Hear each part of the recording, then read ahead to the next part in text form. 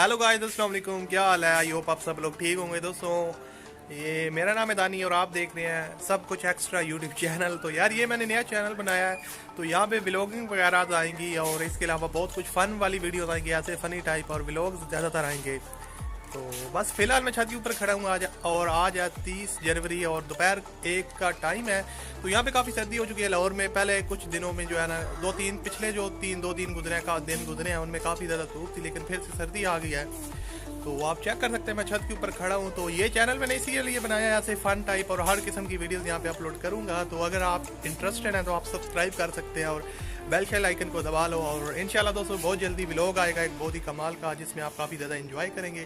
तो फिलहाल छत के ऊपर खड़ा हूँ, देख सकते हैं। तो यहाँ पे काफ़ी है। तो यही थी यार वीडियो, आपको बताना था। चैनल नया बनाया, सब्सक्राइब कर लो और बेल शेल आइकन को दबा लो, ताकि जैसे ही वीडियो आए आपको नोटिफिकेशन मिल जाए। ओके, फिर अगली वीडियो में मिलते हैं। अल्लाह हाफिज़।